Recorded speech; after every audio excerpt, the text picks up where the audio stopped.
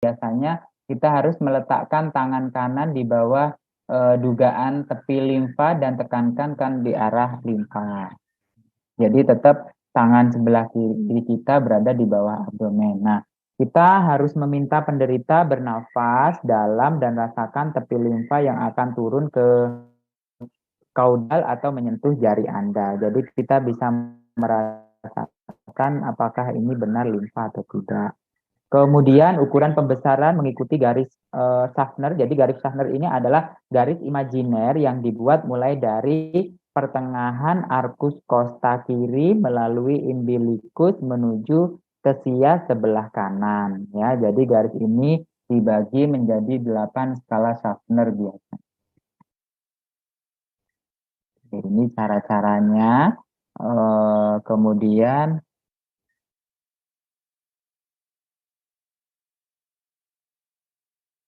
palpasi ginjal. Jadi ginjal yang sebelah kanan, letakkan tangan kiri di belakang penderita tepat di bawah dan paralel dengan iga 12. Ya.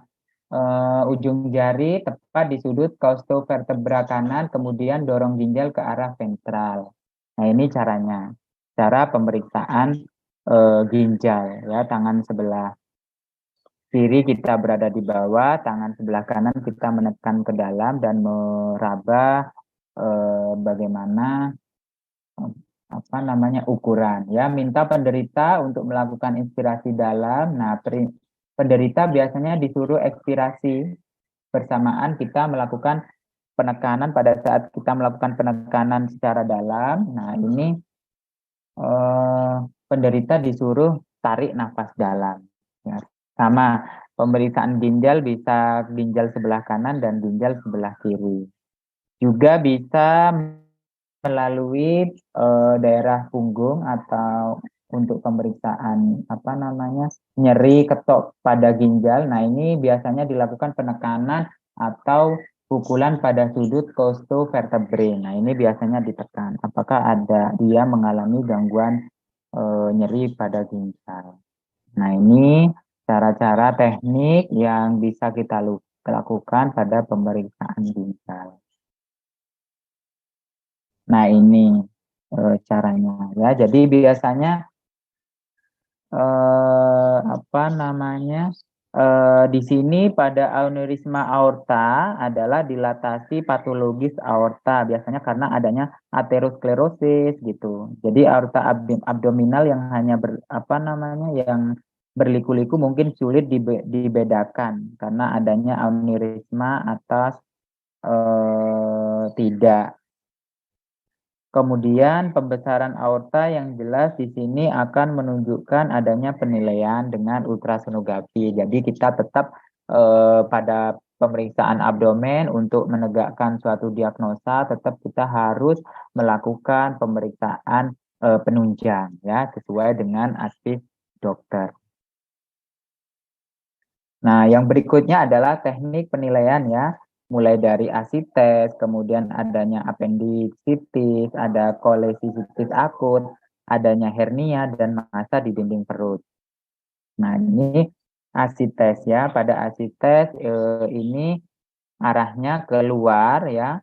Dia dari timpani ke dulnus ya. Bagian atas biasanya timpani, bagian dalam timpani, bagian luarnya biasanya dulnus. Ini acid test. Berikutnya pada acid test biasanya kalau dia posisi miring ya biasanya dia akan bergeser ke sisi yang lebih tergantung ya. Jadi dia akan bergeser ke bawah. Jadi bunyi timpaninya di atas, kemudian untuk dulnusnya dia akan bawah. Kalau timpaninya dia di bagian atas. Ini posisi miring ya. Nah, ini undulasi. Ya. Kemudian, nah lain-lain biasanya pasien-pasien kolesisitis akut atau ada massa abdomen dalam kafum atau dinding. Nah, ini yang sering kita jumpai adalah appendicitis. Ya, kalau pasiennya mengalami appendicitis, kita kaji nyerinya di mana, kemudian pasiennya batuk atau tidak, kemudian memeriksa lokasi nyeri, adanya defense muskular. Nah, ini harus kita periksa. Nah, ini hernia nggih. Jadi hernia mungkin Bapak Ibu sudah sering menemukan. Jadi mulai dari bayi ya, hernia umbilikal, kemudian ada hernia epigastrum, kemudian ada hernia indisiental, kemudian ada limfoma, kemudian ada diastasis rek. Nah, ini kelainan-kelainan yang biasanya kita temukan pada abdomen. Oke. Nah, ini ya bentuk abdomen ya. Biasanya pasien gemuk, kemudian ada gas, ada tumor, kemudian ibu hamil, kemudian ada kasus-kasus tadi ya, asites. Nah, ini nih kelainan-kelainan yang sering kita temukan.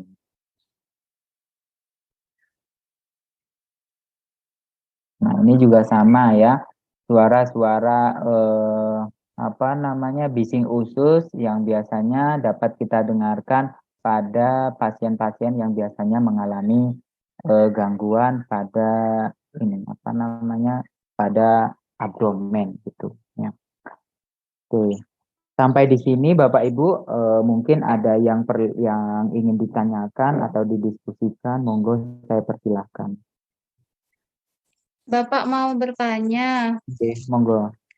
Barusan kan sempat ada itu untuk appendicitis dengan gejala batuk. Itu bisa dijelaskan perjalanannya gimana ya, Pak?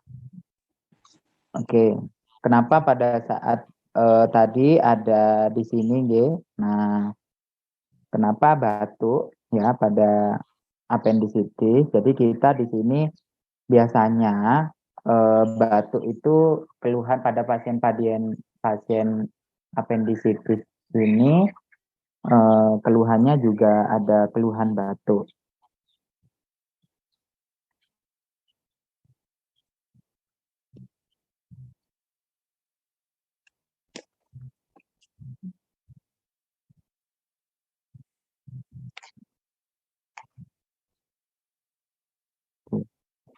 Kenapa? Nah, di sini kita perlu melakukan pengkajian dia punya riwayat batuk atau ada keluhan batuk atau tidak ya, karena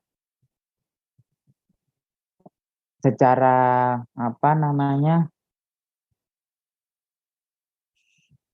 klasik biasanya appendix ini kan dimulai dengan nyeri kolik ya, bisa di daerah periumbilikal atau epigastrik ya.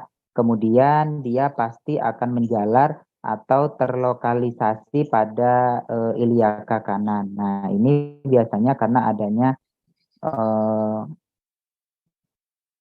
inflamasi ya, atau inflamasi pada peritoneum parietal. Nah, biasanya kan dia kalau sudah mengalami nyeri, kemudian dia mengalami sesak nafas, nah apakah ada keluhan batuk juga gitu ya.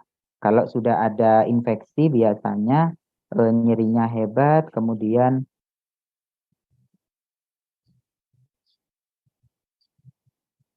ada nyeri hebat, kemudian dia juga mengalami sesak, dan juga karena adanya peradangan itu juga dia efeknya tadi bisa meningkatkan karena ada proses infeksi, ada peningkatan sputum sehingga dia juga akan mengalami selain sesak juga ada batuk. Ya, karena ada infeksi itu tadi, Bu.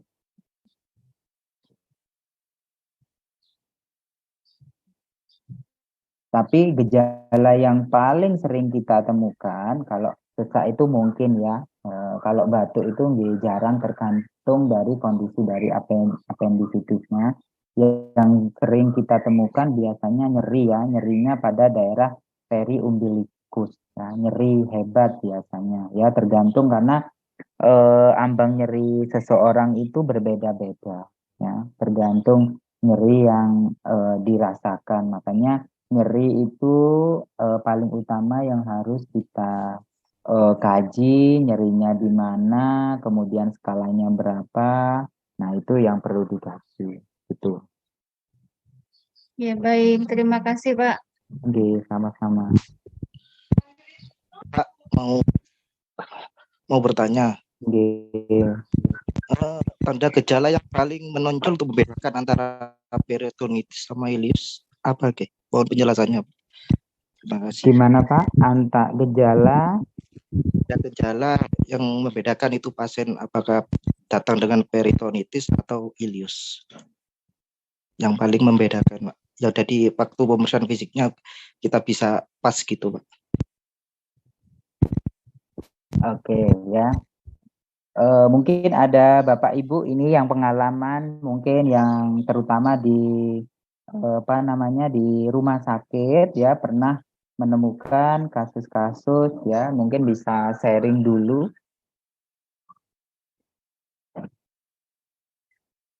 Ada yang dari rumah sakit kan ya?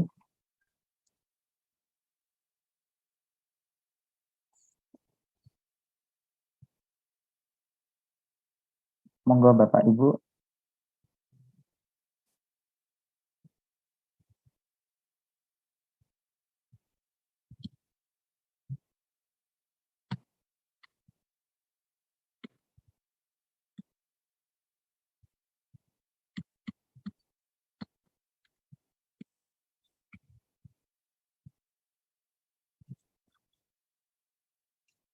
Oke, ada lagi?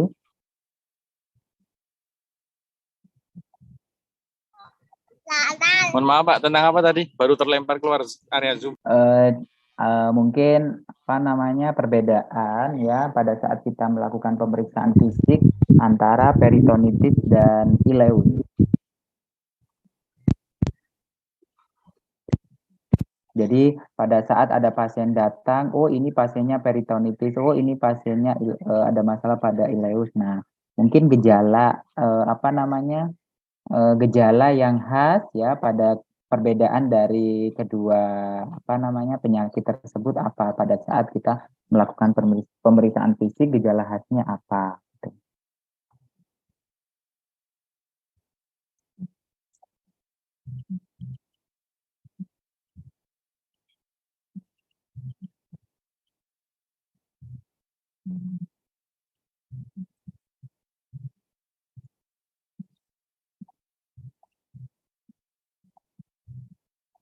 Oke, tadi ya kalau kita lihat dulu Pak ya, jadi pengertian dari peritonitis kan inflamasi dari peritoneum ya. Jadi di sini pada lapisan serosa yang menutupi rongga abdomen dan organ-organ abdomen di dalamnya. Jadi di sini terdapat inflamasi di peritoneum. Nah, biasanya pada pasien-pasien peritonitis ini ya gejalanya yang manifestasi klinis yang sering kita temukan. Yang pertama adalah biasanya karena ini infeksi, biasanya pasiennya demam ya. Jadi biasanya dia lebih dari 38 derajat Celcius. Yang kedua,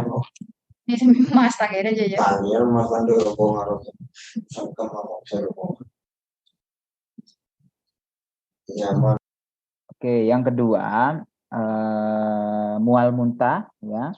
Kemudian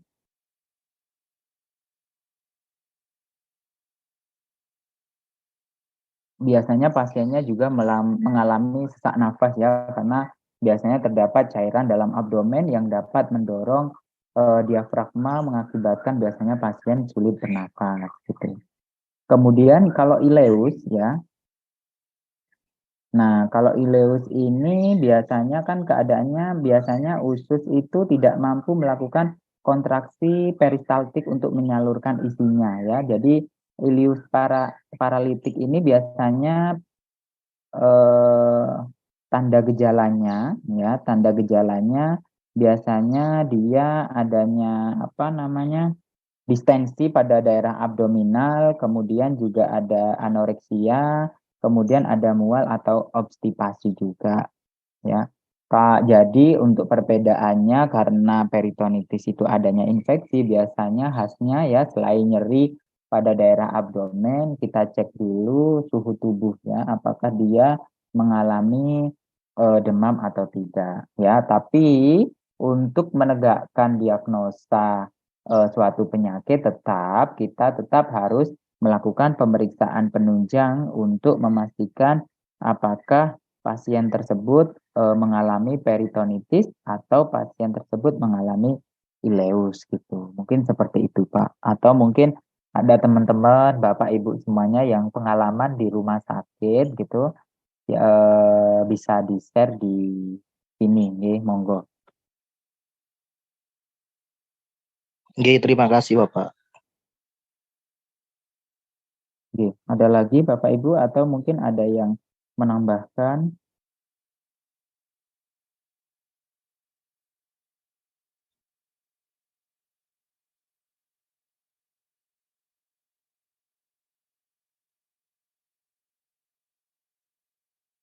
Monggo, ada lagi Bapak Ibu yang apa namanya yang ingin didiskusikan atau ditanyakan, monggo. Mohon izin Pak Dodi. Oke, monggo. Oke, saya mungkin mohon jawaban ya yang ada di lapangan pada kondisi pasien terminal dengan apa ya, kondisi diabetes. Jadi dia hampir menjelang ajal. Dan satu lagi pada pasien mual muntah berlebih. Dalam kondisi dua pasien tersebut dilakukan palpasi di titik palpasi di 1-2 di review kedua. Itu ada denyutan, sama-sama ada denyutan. Mohon penjelasannya Pak dalam dua kondisi tersebut. Terima kasih Pak. Terima kasih Pak. Tadi kasusnya apa Pak pada pasien? Yang satu pada pasien mual muntah berlebih, yang satu lagi pada pasien diabetes menjelang ajal. Nah, ini kondisi di lapangan yang saya tangkap dua-duanya itu ada ketika palpasi ada denyutan. Apakah sama-sama dari venanya, atau dari lambungnya, atau dari apanya, dan mohon penjelasannya Pak. Terima kasih. Terima kasih. Terima kasih atas pertanyaannya. Di situ pada saat palpasi ya Pak ya? Pada saat palpasi Pak. Oke ya. Kalau tadi sesuai yang sudah saya jelaskan, mungkin kalau pada kasus DM yang apa namanya, kalau pada kasus yang mual muntah ya karena dia mengalami mual muntah yang berlebih sehingga di daerah apa namanya dia mengalami muntah berlebih, jadi pada daerah abdomen tadi terjadi peningkatan apa namanya peningkatan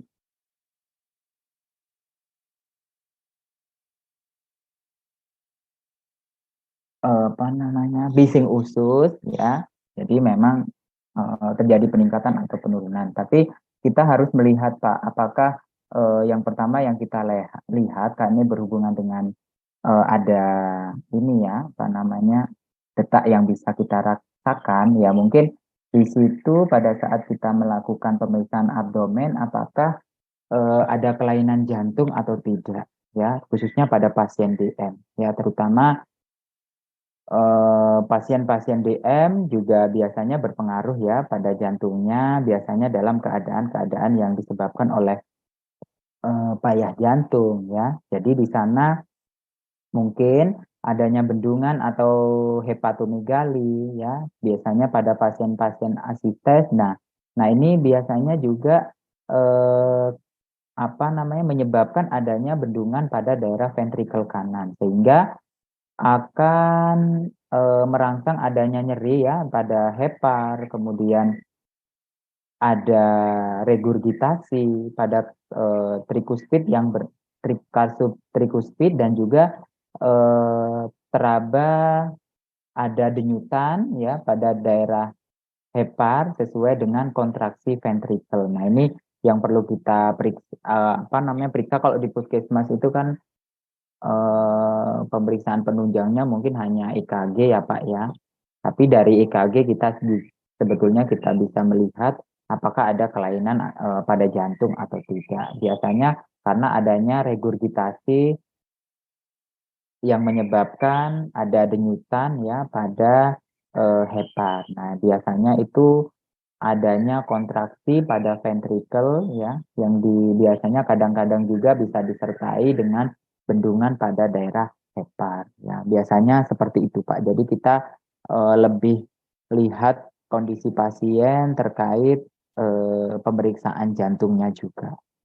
Mungkin itu Pak Hendri. Oke, terima kasih Pak Dodi. Inilah ada tambahan dari teman-teman yang lain yang di lapangan. Oke, saya rasa kalau pengalaman di teman-teman yang di rumah sakit terutama atau di puskesmas ya biasanya sih rumah sakit yang sering melakukan pemeriksaan pemeriksaan fisik ya, mulai dari rambut sampai kaki. Kalau saya di sini kan belajarnya hanya by konsep, kemudian by jurnal gitu, karena kita memang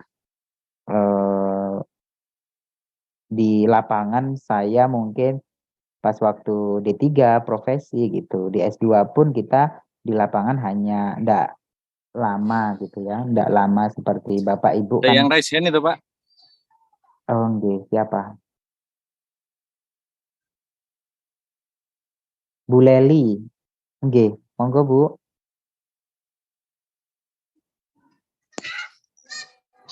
Bu Leli, ada yang ingin ditanyakan?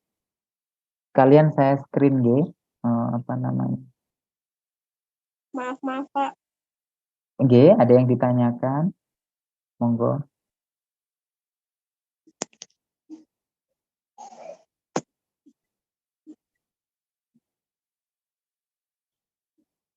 Oke. Monggo Bapak Ibu, ada yang ditanyakan ya.